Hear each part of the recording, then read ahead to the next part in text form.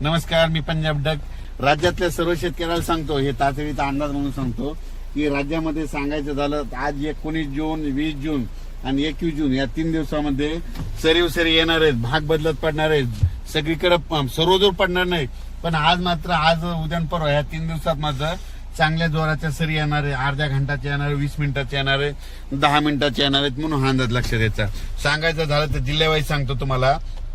पुणे जिल्हा, नगर जिल्हा, धाराशिव जिल्हा, लातूर जिल्हा, त्याच्यानंतर बीड जिल्हा, त्याच्यानंतर नगर जिल्हा, संभाजीनगर, नाशिक तर खूप, उत्तर महाराष्ट्र खूप पडणार, त्याच्यानंतर जळगाव जिल्हे खूप पडणार, त्याच्यानंतर संभाजीनगर जोरात राहील, त्याच्यानंतर जालना देखील जोरात राहील, त्याच्यानंतर बुलढाणा देखील जोरात राहील, त्याच्यानंतर परभणी जिल्ह्यात राहील, हिंगोली जिल्ह्यात राहील, वाशिम जिल्ह्यात राहील, नांदेड जिल्ह्यात राहील, त्याच्यानंतर यवतमाळ जिल्ह्यात देखील राहील, धर्माबादकडे राहील, तेलंगणाकडून बी पडेल, त्याच्यानंतर विदर्भामध्ये अमरावतीकडे राहील, अकोल्याकडे राहील, वर्ध्याकडे राहील, अकोटकडे राहील. म्हणजे सांगायचं हे जिल्ह्यामध्ये मात्र ह्या 3 दिवसात मध्ये पाऊस पडणार आहे.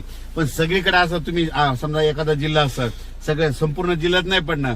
उदाहरण सांगतो, आमच्या परभणी जिल्ह्यात जवळपास 800 गाव आहेत, तर ते 800 गावाला नाही, पण ह्या 3 दिवसात मात्र 70% गावामध्ये, 50-70% गावामध्ये पाऊस पडेल. म्हणून हे लक्षात येतं. म्हणजे काय झालं, अंदाज सांगत असताना हे म्हणजे अंदाज जे सांगितलेला आहे तो जिल्ह्यामध्ये जिल्ह्याचा अंदाज दिलेला असतो. म्हणून सर्वांनी समजून घ्यावे.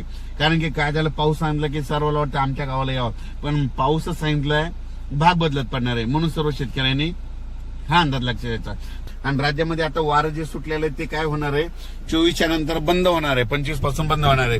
आणि हे करत असताना शेतकऱ्याला सांगतो, तुम्ही तुमच्या पिकाची स्वतःची काळजी घ्यावी.